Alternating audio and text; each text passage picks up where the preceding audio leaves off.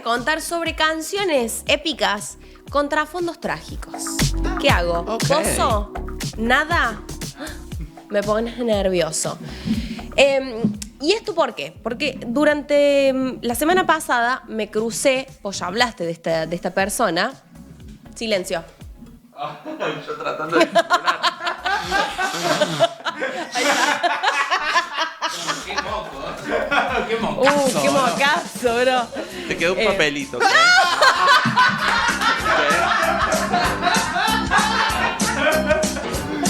Bueno, pará, les cuento.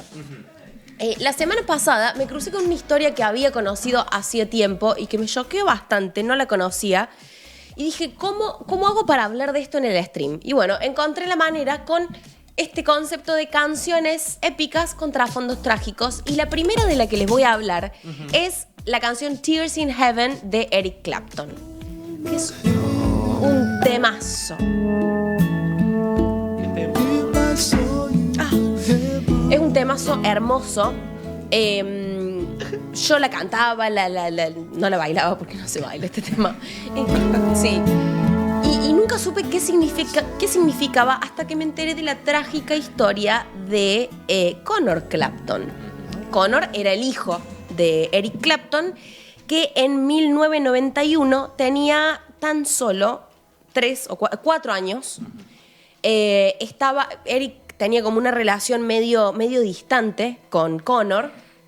Se ve que porque estaban separados con la mujer, entonces no lo veía mucho y demás.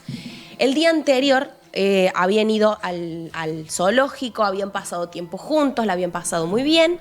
Y él en su momento, o tiempo después, mejor dicho, describe que ese día sintió efectivamente lo que era ser padre, la conexión con su hijo, el divertirse, el contarle de los animales y demás y ver su fascinación. Bueno, eso fue como que lo marcó. Resulta que ese día, en 1991, en Nueva York, Conor estaba en la casa de un amigo de la familia, en un edificio, en un piso 53, y había personas limpiando el departamento y demás, y una de las ventanas estaba abierta. Y el niño corrió por la ventana y cayó literalmente 52 pisos al vacío. Ay, no. Sí, literal. Bueno, en ese momento lo llaman a Eric Clapton, le cuentan la situación y él lo único que pregunta es, ¿está muerto? Y bueno, obviamente la respuesta fue sí. Y de hecho, él va después a la morgue a reconocer el cuerpo y cuando sale, vieron que era época de paparazzis y demás, dice, lo que vi ahí fue el cuerpo de mi hijo, pero él ya no estaba ahí, como que era otra cosa. Claro.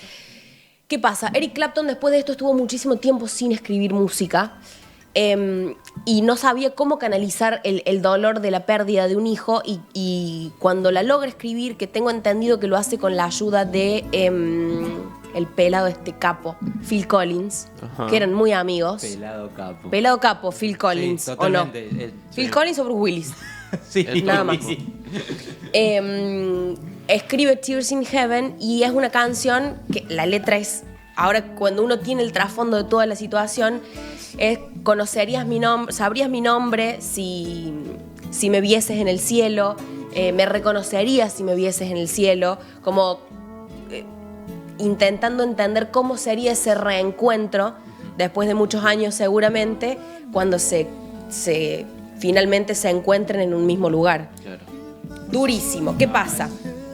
En el 93, 2 años después de esto, cuando Clapton puede empezar a sacar música de nuevo, gana 3 Grammys por este tema, incluyendo Canción del Año y Grabación del Año. Y llegó un momento, 2004 más o menos, que Eric Clapton sacó este tema del repertorio, no lo tocó más en vivo, y dijo que finalmente había como cerrado el ciclo. Claro. Había capaz que encontrado perdón por no haber estado en esa situación, por no haber estado en otras, no sé. Cuestión que desde 2004 Eric Clapton no toca este tema. La letra es durísima. Cuando uno tiene ahora el background es... Y la agregué a mi playlist.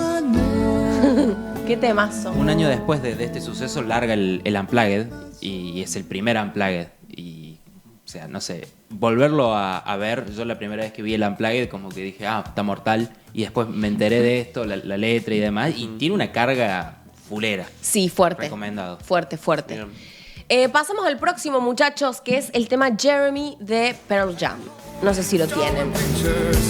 Bueno, ¿qué pasa? Bánquenme porque tengo mucha data y esto lo hice el viernes, así que no me acuerdo nada. ¿Qué pasa? 8 de enero de 1991, Jeremy Wade Deller llegó a su clase en el colegio. La maestra era un chico de 15 años. La maestra le dijo que necesitaba un permiso para entrar a esa clase, no sé por qué. Entonces Jeremy se va de la clase y vuelve y dice, ya encontré lo que estaba buscando, saca un arma y se dispara en la boca al frente de todos sus compañeros. Ok. Así arranca esta historia con final trágico. Bueno. ¿Qué pasa? Bueno, volvió Jeremy, no fue a buscar ese papel, evidentemente, fue a buscar una Magnum calibre .357 que había estado guardado en su casillero durante días. Y se quitó la vida al frente de sus compañeros. Una amiga muy cercana de él cuenta que ellos se pasaban notas todos los días y que él siempre firmaba de una manera particular, con alguna jodita, con alguna cuestión así. Y en las últimas cartas empezó a firmar últimos días. Últimos días, como que se ve que ya lo tenía planeado. ¿Qué pasa? Todo esto, Eddie Vedder, de Pearl Jam, estaba leyendo el diario un buen día, el Dallas Morning News, y encuentro un parrafito chiquitito así, de este tamañito, que hablaba de que un estudiante, Jeremy, etcétera, se había quitado la vida en frente a sus compañeros. Y dijo, ¿cómo puede ser que la historia de una persona que puede tener un trasfondo durísimo y súper oscuro, que no sabemos qué le pasó, por qué hizo lo que hizo, se resuma a un párrafo de un diario? Claro. Entonces decidió hacer una canción sobre justamente un chico que va al colegio y se quita la vida frente a sus compañeros. ¿Qué pasa? El video es bastante fuerte y es polémico, y hay una parte donde Jeremy se lleva el arma a su boca, el actor que hace de Jeremy, mejor dicho, y MTV decidió censurar esa parte. Entonces, la narrativa del video da a entender que el chico mata en el video a sus compañeros de clase, cosa que no sucedió. Claro, ajá. Entonces fue baneado por eso mucho tiempo, y como que dijeron en su momento que incitaba a los tiroteos escolares y demás. De hecho, en 1996, un adolescente de 14 años en Washington admitió haber sido influenciado por la canción y el video, y entró a su clase de matemática con un rifle y mató a 2 compañeros y a un maestro. A raíz de esto, la canción fue censurada de las emisoras de radio. Recordemos que en ese momento era literalmente radio o MTV. Fue censurada durante muchos años. Pero bueno, básicamente esa es la historia detrás de Jeremy de Pearl Jam. Qué loco la responsabilidad artística de decir, bueno, vamos a darle visibilidad a esto que me parece importante y tiene un solo párrafo, y que por una censura se desdibuje un mensaje, ¿no? Y termine siendo totalmente lo opuesto, ¿no? Sí, jodido. Bueno, chicos, creo que todos tenemos un poquito de data. Es un tema de The Police y es Every Breath You Take. El mejor tema de la historia, mis libros. Es un temazo. Ay, tengo un estornudo que va y viene.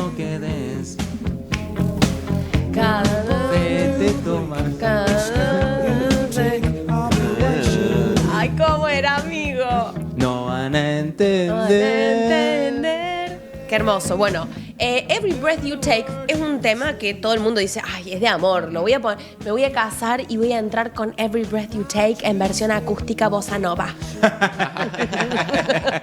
¿O no? Bueno, ¿qué pasa? Sting escribió esta canción en el 83. Datito curioso, en un lugar de Jamaica, que era como un hotel, no sé, donde Ian Fleming escribió las novelas de James Bond, en la misma habitación. Dato Bien. curioso. ¿Alguien le hacía falta? No, pero en algún asado seguro sirve. ¿Qué pasa? En ese momento Sting estaba en pareja con Frances Tomelty, que era una actriz modelo, y se dio cuenta que estaba medio hasta las bolas, hasta las manos, porque le escribió este tema y se dio cuenta que era básicamente un acosador. Claro. O sea, cada paso que des, cada respiración que des, cada cosa que hagas, te voy a estar mirando. Un montón. Te voy a estar mirando. No se vio, no se vio. ¿No se vio? ¿Se vio? No se vio. Pero Entonces, se entendió. gracias. Bueno, la letra describe justamente eso, una persona que está básicamente estoqueando a otra constantemente y no va a continuar su vida hasta que no forme parte de ella esta otra persona a quien se le dedica la canción. Frances, la mujer, cuando escuchó el tema dijo, me siento en parte halagada y en parte aterrorizada. Porque dije, ¿qué es esto? Cuestión. Con ese tema, en el 84, Sting ganó el Grammy a la canción del año, porque es un temazo. Pero un año después, que esto no sé si lo sabían, grabó If You Love Somebody, Set Them Free, que significa, si amas a alguien, déjalo libre. Y en sus palabras, la escribió como una especie de antídoto para esta canción que era absolutamente tóxica. Me encanta. Bien. Como que se redimió en sí, Sí. Ay, básicamente. nunca lo había pensado para esta letra. Por eso. Es que está en inglés, uno como que no razona. Uno dice, "Let me met you". Así las canto yo. Sí. Muy humano.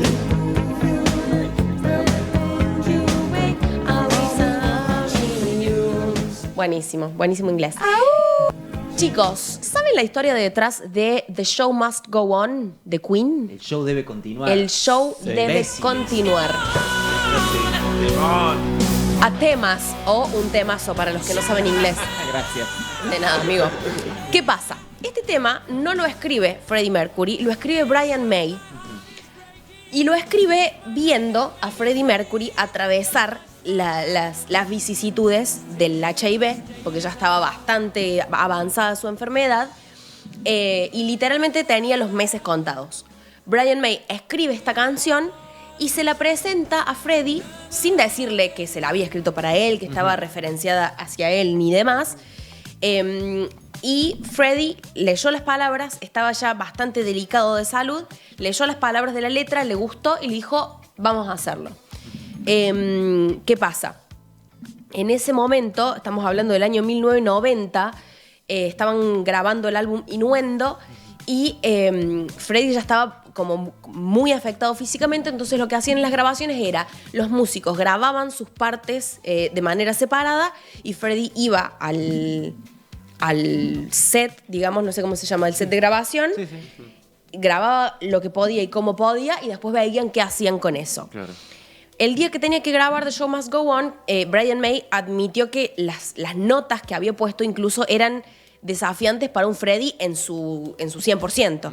No imaginemos a uno que ya estaba muy enfermo. Claro. Entonces, cuando lo vio en ese estado, le dijo, che, si no te da, o sea, si no podés, no la grabamos. Le dijo, vamos a grabarlo. Y la canción que nosotros escuchamos es grabada en una única puta toma por el one and only. Genio. Exactamente. Y obviamente la canción habla de que el show debe continuar a pesar de que mi corazón se está rompiendo, que mi cuerpo no da más, que mi... O sea, Sí, sí. Bueno. Cargadísimo. mal. Mira, se me pone la piel pollo. El 14 de octubre del 91, Freddie Mercury anuncia públicamente a los medios que tenía SIDA y 6 semanas después muere por una neumonía bilateral y a los 45 años. Eso lo sabemos todos. La cuestión es que Freddie nunca llegó a cantar este tema en vivo. Nunca lo cantó en un escenario, solamente lo llegó a grabar y no se sabe si terminó de entender que la melodía estaba inspirada básicamente en él. Después, un par de años más tarde, en el 92, la tocó por primera vez en un escenario en un homenaje a Freddie Mercury, Sir Elton John, Sí. en su nombre. Así que bueno, ese es un temazo. Wow. ¿Quieren que la hagamos parte 2? Porque Sí. tengo varios más, pero podemos ir después si quieren. Si está Bueno. como medio heavy la cosa. No, a mí me gusta. A mí, la Estoy como muy compenetrado porque son canciones que son muy potentes Sí. a nivel emocional. Sí. Por ejemplo, esta de Show Must Go On me llega muy de cerca porque siempre escuché la música de Freddie, es más, lo he interpretado coreográficamente. Y este tema es como tan potente que es como que, no sé, bailarlo es una falta de respeto a ese nivel. Claro. Sí, sí. Sí, total. Buenísimo. Lo mismo con la significación que tiene. Capaz uno piensa ponerse en sus grandes zapatos, ¿no? De decir, no, este tema no está pensado para mí, no le voy a decir eso a mi colega y a mi guitarrista. Y el guitarrista, sí, está hecho para vos. Sí, sí, Entonces, sí. ese anti-ego de artistas capaz influye a una humildad en el producto que la carga de un gran significado. Che, me dejan uno más. Desde ¿Uno solo más? Uno solo más. Les voy a dar a elegir. Ay. Tienen U2, tienen The Doors, tienen Foster the People y tienen Metallica. ¿Metallica? Metallica. Por favor. Vamos con Metallica. El tema One, uno, exactamente, no nació de la experiencia directa de ninguno de sus autores. Nace de un libro, escuchen esto porque es medio rebuscado. Bien. Hay un libro publicado en el 39, escrito por Dalton Trumbo, titulado Johnny Got His Gun. Johnny tiene su arma. Y ese libro está inspirado en una historia real de un soldado canadiense que sobrevivió a la Primera Guerra Mundial. Pero ¿qué pasa? Sobrevivió de una manera bastante extraña. Porque el protagonista de la novela, recordemos que es una persona real, era, como les dije, un soldado que había sobrevivido a la guerra, pero había sido alcanzado por un proyectil de alta potencia y literalmente se despierta en el hospital y cuando se despierta había perdido las 2 piernas, los 2 brazos, los ojos, los oídos, la nariz y la boca. Era Oliver Atom cuando se despierta en Los Supercampeones. Literal. Pero ¿qué pasa? No tenía brazos, no tenía piernas y no tenía rostro, ni sentidos, ni nada, pero su cerebro funcionaba perfectamente. Claro. Eso era lo loco. Bueno, James Hetfield, el vocalista de Metallica, lee este libro, se inspira en la historia y decide hacer el tema One, pero hay un datito más que el soldado Joe, cuando se encuentra a sí mismo en esa situación, estaba consciente, full consciente, y empieza a recordar cosas de su infancia, cosas de su vida en general, y llega un momento en que aprende a comunicarse con los enfermeros y con su familia a través de código Morse con golpes en la cabeza. Con la cabeza, digamos, Sí, capaz sí. que contra una superficie hacía golpes y se comunicaba así. Después de aprender a comunicarse así, lo único que hizo fue transmitir una y otra vez el mismo mensaje que era mátenme. Mátenme, mátenme, mátenme, decía. Pero en ese momento las regulaciones del Estado no lo permitían, entonces no se le podía practicar la eutanasia. Bueno, Metallica publica One en 1988, el video está filmado en blanco y negro y lo que hace es intercalar escenas de la banda tocando el tema con imágenes de una película inspirada en el libro. O sea, hay como mucho material alrededor. Y bueno, One, el tema ganó el Grammy a Mejor Interpretación de Metal en 1990, que es el primer premio en otorgarse en esa categoría. O sea, la primera vez que otorgaron un premio a una canción de metal, lo gana Metallica con esta canción. Y es toda una historia súper turbia y compleja, pero que se ve que ha inspirado muchísimos materiales porque Claro. es bastante impactante. Bueno, así que piénsenlo 2 veces cuando la ponen de fondo en su reel. Piénsenlo 2 veces, exactamente. Claro, wow. Bueno, muchachos, espero que estén bien mental y psicológicamente. Wow. Sí,